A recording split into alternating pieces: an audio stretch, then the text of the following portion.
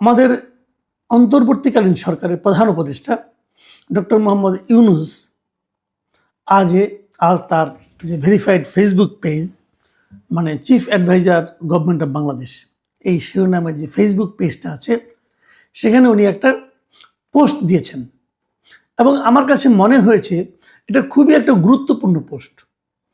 প্রধান উপদেষ্টা নিজে জনগণের সঙ্গে তার মত বিনিময়ের জন্য যে ফেসবুক সোশ্যাল মিডিয়ার যে মাধ্যমটা বেছে নিয়েছেন, এটা আমার কাছে খুব ভালো লেগেছে। এই কারণে উনি এটা অনেকদিন ধরেই করছেন। উনি এখানে একটা কমেন্ট করছেন, উনি একটা পোস্ট দিচ্ছেন, কিছু ইনফরমেশন দিচ্ছেন জনগণকে, এবং সঙ্গে সঙ্গে তার পেছনে জনগণও তো রিয়াকশন দিচ্ছে।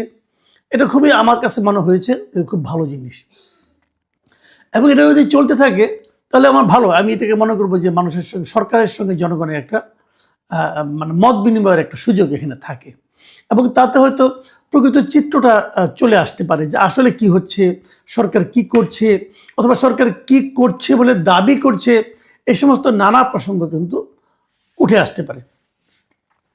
তো আমি আজকে যে পোস্টটা নিয়ে কথা বলতে চাই, সেই পোস্টটাতে উনি যে কাজটা করেছেন সেটা হলো, আমাদের এখানে এই দেশে গত এক বছরে, মানে এই ডিসেম্বর 2025 সালে, মানে উনি যে সময়টা পরিপূর্ণভাবে ছিলেন, এই সময়ে সংখ্যালঘু সংক্রান্ত যতগুলি ঘটনা ঘটেছে তার একটা ফিরিস্তি উনি দিয়েছেন, এবং এই লম্বা একটা পোস্ট দিয়েছেন, এবং লম্বা পোস্টের নিচে মূল যে বক্তব্যটা, ওনার যে মূল যে আপনার যে মেসেজটা, সেটা হচ্ছে গিয়ে এই সংখ্যালঘু সংশ্লিষ্ট অধিকাংশ ঘটনায় সাম্প্রদায়িক সহিংসতা নয়, এই হলো তার মূল মেসেজ। এই মেসেজটা জিতে যে তিনি যেটা করেছেন, তিনি পুলিশের নানা রকম নথি পর্যালোচনা করে একটা পরিসংখ্যান দিয়েছেন, এবং সেই পরিসংখ্যানে উনি বলেছেন যে 2025 সালে এ ধরনের সংখ্যালঘু সংশ্লিষ্ট 645টি ঘটনার তথ্য পাওয়া গেছে, এবং সেই 645টি কি আছে না আছে তিনি সেগুলি উল্লেখ করেছেন। এবং উল্লেখ করতে যে উনি যে ব্রেকআপটা দিয়েছেন, উনি ব্রেকআপে বলেছেন যে সাম্প্রদায়িক উপাদান রয়েছে এমন ঘটনা হচ্ছে মাত্র 71টি, মানে 645টির মধ্যে সাম্প্রদায়িক উপাদান রয়েছে এমন ঘটনা 71টি, এবং এই 71টির মধ্যে 38টি ঘটনা হলো মন্দির ভাঙচুর, মন্দিরে চুরি ঘটেছে একটা, হত্যাকাণ্ড হয়েছে একটা, মন্দিরে অগ্নি সংযোগ হয়েছে 8টা, অন্যান্য 23টা। এই অন্যান্যের মধ্যে রয়েছে প্রতিমা ভাঙার হুমকি, ফেসবুকে পোস্ট, উপাসনালয়ের আঙিনায় ক্ষতি ইত্যাদি, এরকম 23টা ঘটনা। এবং এগুলোর মধ্যে পুলিশ 50টাতে মামলা দায়ের করেছে, 50 জনকে গ্রেপ্তার করেছে, এবং অন্যান্য 21টাতে অন্যান্য ব্যবস্থা নিয়েছে।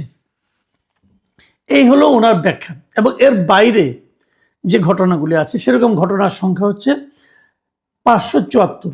এর বাইরে মানে কি, মানে সংখ্যালঘু সম্প্রদায় সংশ্লিষ্ট ঘটনা, মানে কোনো একজন হিন্দু ব্যক্তিকে ধমক দেওয়া হয়েছে, হিন্দু ব্যক্তিকে মারা হয়েছে, এরকম ঘটনার কথা পুলিশের হিসাবে উনি উল্লেখ করেছেন, সেরকম আছে হলো 574টা।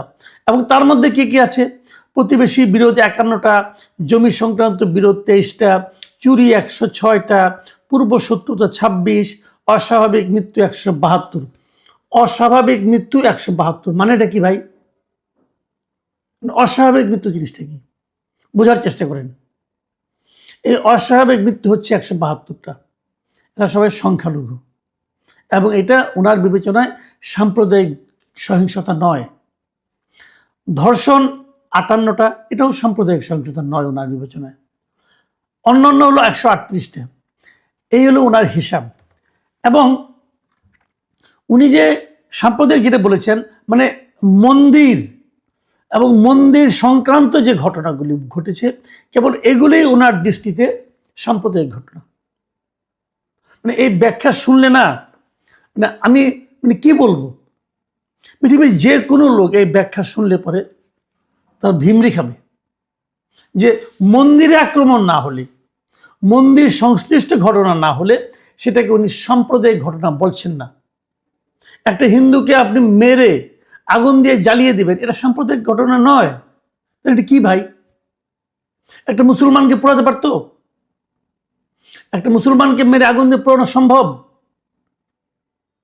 হিন্দু বলেই সম্ভব। এটা ওনার কাছে সাম্প্রদায়িক ঘটনা মনে হয় না। তো উনি সাম্প্রদায়িক ঘটনার ডেফিনিশনই তো বুঝেন না। ভদ্রলোক আবার শান্তিতে নোবেল টোবেল পেয়ে গেছেন, বেশি কিছু বলা যাবে না।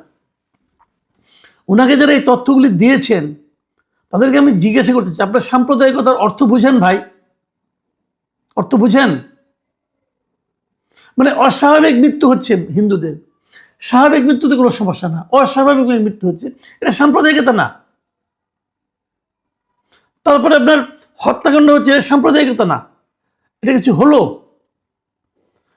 আপনি একজন লোককে জমি সংক্রান্ত বিরোধে একটা হিন্দু পরিবারকে বাইরে থেকে উচ্ছেদ করলেন, এটা সাম্প্রদায়িকতা না।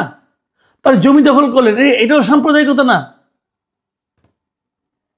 ওই লোকটা যদি হিন্দু না হতো তাহলে পারতেন এটা করতে। যাই হোক, আমি আর বেশি কিছু বলতে চাই না। উনি মুরব্বী মানুষ, বয়স্ক মানুষ, তাই ওনাকে আর এত বেশি কিছু বলতে চাই না। আমি কেবল এই ওনার যে পোস্টটা আছে, এই পোস্টের নিচে যে কমেন্টগুলো আছে, অনেকগুলো কমেন্ট ওখানে পড়েছে, এবং সেই কমেন্টের কথা শুনলে আপনারা অবাক হয়ে যাবেন। 466টা কমেন্ট পড়েছে যখন আমি দেখছি, মানে ওনার এই পোস্ট দেওয়ার 5 ঘন্টার মাথায় 466, এবং 49টা শেয়ার হয়েছে, এবং 2300 আপনার বিভিন্ন রকম রিয়াকশন দেখা গেছে। কেউ হাহা দিয়েছেন, কেউ লাভ দিয়েছেন, কেউ লাইক দিয়েছেন, এগুলো দিয়েছেন। ওটার আমি আর মানে আপনার বিস্তারিত বিশ্লেষণে যাচ্ছি না।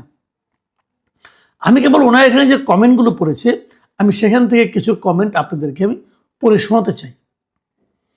সেগুলো শুনলে আপনি বুঝতে পারবেন মানুষ ওনার এই পোস্টটাকে কীভাবে নিয়েছেন।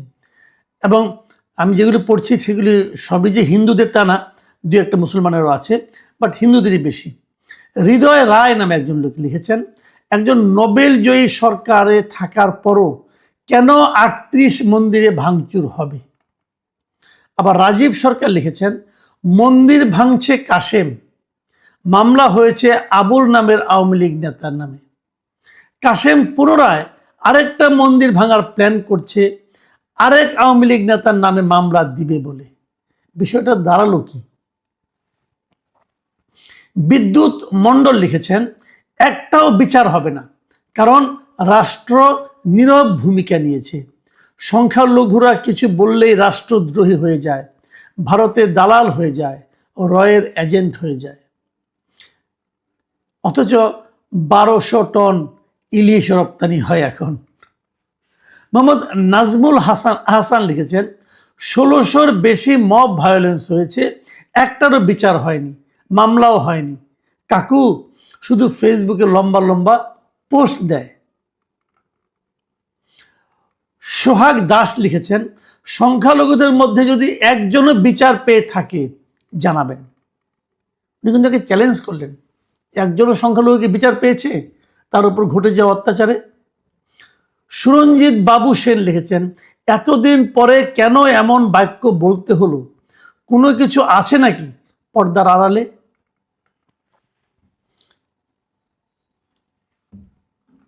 ফ্লুটিস্ট বকুল রায় তিনি লিখেছেন, উনি একটু ডিটেল লিখেছেন, এটাই আমি শেষ মন্তব্যটা একটু পড়তে চাই, যে ডক্টর ইউনূস যে একজন মিথ্যুক এটার প্রমাণ তিনি নিজেই দিলেন। 2025 সালে 645টি ঘটনার মধ্যে শুধু 71টি ঘটনায় সাম্প্রদায়িক উপাদান পাওয়া গেছে বলেছেন ডাক্তার ইউনূস। তার হিসাব হলো, মন্দির ভাঙচুরের 38টা মন্দিরের চুরি 1টা, হত্যাকাণ্ড 1টি, মন্দিরে অগ্নিসংযোগের 8টি, প্রতিমা ভাঙার হুমকি, ফেসবুক পোস্ট, উপাসনালয়ের আঙ্গিনায় ক্ষতির মতো 23টি ঘটনা রয়েছে। অর্থাৎ শুধু তিনি বোঝাতে চাচ্ছেন যে মন্দিরে হামলা হলে সাম্প্রদায়িক হামলা, অন্য ঘটনাগুলো যেহেতু মন্দিরের নয় তাই ওগুলো সাম্প্রদায়িক নয়। শুধু 2025 সালের কিছু জনপ্রিয় সংবাদ দেখি। 1, দীপুকে নগ্ন করে অর্ধমৃত অবস্থায় পুড়িয়ে মারা তো মন্দিরে হয়নি। রাউজানের ঘরে তালা দিয়ে আগুন দেওয়া, সেটাও মন্দিরে হয়নি। ঝিনাইদহে হাতে লাল সুতা থাকায় ভারতীয় গুপ্তচর বলে গোপাল বিশ্বাস নামে হিন্দু যুবককে মারধর, মন্দিরে হয়নি। রংপুরের গঙ্গাচড়া উপজেলায় হিন্দু সম্প্রদায়ের বাড়িঘর ভাঙচুর, লুটপাট, অগ্নিসংযোগ, এটাও মন্দিরে হয়নি। এর বাইরে অপ্রকাশিত ঘটনা বাদ, এগুলো তো সবাই জানে, এগুলো মন্দিরে বা উপাসনালয়ে হয়নি। কিন্তু ডক্টর ইউনূসের দেওয়া ৭১টি ঘটনা শুধু মন্দিরের, তার মানে এগুলোকে সংখ্যালঘু নির্যাতন হিসেবে দেখেন না তিনি। দৃষ্টির আড়াল থেকে এরকম অনেক ঘটনা আছে, তাকে প্রধান উপদেষ্টা বলতে লজ্জা করে। এরকম মিথ্যুক একজন বাংলাদেশ পরিচালনা করেন। এই যে বক্তব্যটা আমি পড়লাম, আমি জানি এখানে আবেগ আছে অনেক কিছু, কিন্তু আমার কথা হলো যে ডক্টর ইউনূসের এই তালিকাটা, ওনার নিশ্চয়ই কিন্তু অ্যাডমিন আছেন, উনি তো এগুলি প্রচার করেন। এই অ্যাডমিনের মেধা এবং এই অ্যাডমিনের কাণ্ডজ্ঞান সম্পর্কে আমার একটু সন্দেহ হচ্ছে। উনি কি ডক্টর ইউনূসকে মানুষের কাছে হাস্যকর করে তোলার জন্য এই পোস্ট দিয়েছেন? এই পোস্ট তো দুনিয়ার সবাই দেখবে, বিদেশের লোকজন দেখবে। তারা যখন দেখবে যে মন্দিরে আক্রমণ না হলে ডক্টর ইউনূস সেটাকে সংখ্যালঘু নির্যাতন বলে মনে করেন না, তারা কি ভাববে? আমি ডক্টর ইউনূসকে প্রশ্ন করি, আপনি এগুলি কাদেরকে রেখেছেন আপনারা এই সমস্ত কাজ করার জন্য? নাকি এটা আপনিই দিয়েছেন? আমি জানি না।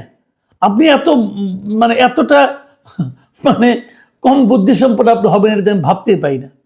নিশ্চয়ই কাউকে না কাউকে দায়িত্ব দিয়েছেন। এই লোকগুলি তো আপনাকে ডুবাচ্ছে ভাই। অবশ্য আপনি এমনি তো ডুবার আর খুব বেশি একটা বাকি নাই, যতটুকু আছে সেটুকুও ডুবাবে এরা।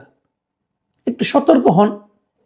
আপনার নামে যা কিছু প্রচারিত হয় সেগুলোর সম্পর্কে একটু সতর্ক হওয়া দরকার, কারণ যা কিছুই প্রচারিত হচ্ছে আপনার ভেরিফাইড অ্যাকাউন্টে দায় দায়িত্ব কিন্তু আলটিমেটলি আপনাকেই নিতে হবে, এবং গালি সেটা আপনাকেই শুনতে হবে।